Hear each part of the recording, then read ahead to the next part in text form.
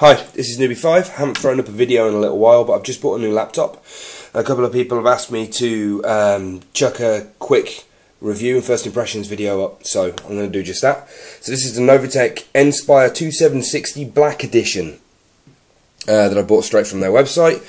Got it a little cheaper because I didn't buy it with an OS on it, because I've already got a copy of Windows, so I decided to use that. So this thing has a 500 gig hybrid drive in it, so it's got 500 gig of 2700 RPM spinning disk on there, as well as a 4 gig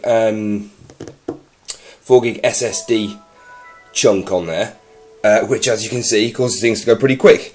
There is a configurer on the website so that you can choose either a 120 or a 240 gig or 256 gig SSD if you want a straight up SSD. 120 gig wasn't enough space for me, and the price leap for the 250 was too high, so I decided to go with the hybrid and risk it. I'm glad I did. It performs really well. I'm really happy with it. So this thing's got 8 gig of DDR3 on there. It's got the 500 gig drive, as I said. It's also got a dedicated NVIDIA GeForce 555M graphics card on there, which says that it has 5 gigs of dedicated memory on there. I don't know whether that is on board. I'm assuming it is on the actual graphics unit itself. Whatever it is, it performs extremely well. And it's a laptop. I'm never going to expect it to run as well as a PC does, a full-fledged PC does with games. But what I wanted was something that was capable of playing games, even if it was on a lower setting, so that I can play a couple of games if I want to when I'm downstairs, or I don't have to be tethered to my PC. At the moment, I'm pretty much just playing Minecraft on there, but I wanted the ability to do other things if I wanted to. So, I've had it for about 2 weeks now. I had a small issue with the Wi-Fi, which isn't really the laptop's fault. It's a kind of Intel chipset issue coupled with my router, which took a little bit of fiddling, but that's working fine now. If anybody else has this and has a problem, then just shout me and I'll let you know how to fix that. On a whole, this thing works absolutely superbly. A couple of people said that there was an issue with the screen. So what they basically said is that Novatech had crammed in a lot of power into this laptop and sacrificed the quality of the screen as well as the chassis. The chassis is brilliant. Any reviews telling you that it's plasticky and cheap, I don't know what they're expecting a laptop to be made out of, but it is very nice. It's got a kind of brushed metal effect on it. It is plastic, but it's got a brushed metal effect on there. But it does look nice. It's got a fingerprint reader at the top left, which you saw me log on with, which speeds things up. It fires into Windows extremely quickly. So this is bullets done. So I'm just going to show you this real fast. So if I go into the options, I don't know how well my SGS2 is recording this, but if we go into the video options, so I've got anti-aliasing at 2 times, so it's not huge. Screen resolution is at the native resolution. Everything's at high apart from shadow quality, which I've dropped down to medium. So if I just go quickly into echoes, and I will just fire into an echoes game just to give you guys a feel for how the laptop plays a game at reasonable quality graphics. So let's see if I can actually reach the laptop without obscuring the screen entirely. There we go.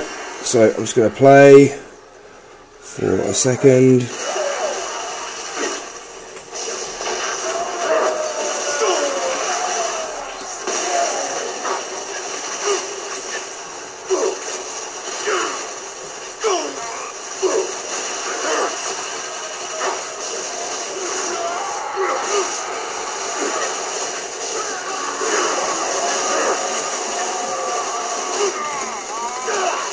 Oh, and I'm dead.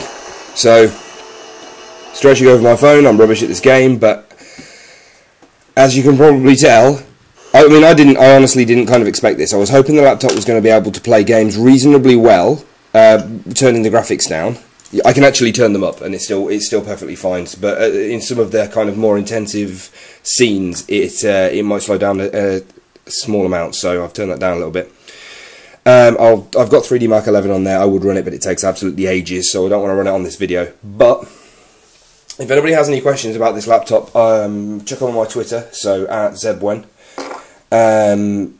No, I'm dead happy. I mean, like I say, a couple of the reviews said that the screen wasn't great, and a couple of the reviews said that the chassis was kind of plasticky. I mean, I've had a few laptops, and the plastic chassis is kind of par for the course, and I don't know what these people are expecting to do with it, but I'm not going to be using it as a baseball bat or anything, and it is absolutely fine. It's nice and solid. The touchpad is really smooth and lovely on the front. It's also got the all-essential turn-off touchpad button, because the goddamn thing really irritates me when I'm using a mouse to play a game. It's, like I said, it's got fingerprint reader. The screen, now I don't know whether they kind of saw the initial reviews for the laptop and decided to change the specification on the screen, but I have not had any issues. I watched a few films on this thing and I've played quite a lot of games, and the screen's great. It's a brilliant quality screen. I don't know what they're comparing it to. Maybe they're comparing it to some of the really high-end laptops, but bearing in mind that for the kit that's in this thing, it only set me back £710. That's without an operating system. That price goes up a little bit if you want an OS on there, but for the price you get a hell of a lot of punch in this little thing. It does everything that I want it to do. I pretty much can't think of anything wrong with it. There's a couple of, so we've got two USB 2 ports on the right hand side, sorry, on the left hand side, two USB 3 ports on the right hand side, as well as HDMI out and the VGA out. The audio, there's somewhere in this thing, I think it's, I'm not really sure how it pumps this out, but across the centre, with centre strip here, there's a subwoofer, as well as your individual speakers on left and right. And that basically means that if you really wanted to, if you fired something out of the speakers, so if I just launch YouTube or something,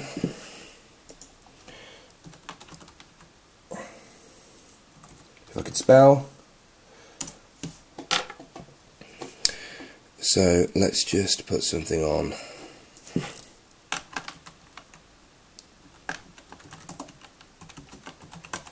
And crank up the volume and you'll see what I mean. So we've got kind of a strip of capacitive buttons over the top over here, which you can see kind of there's an on-screen.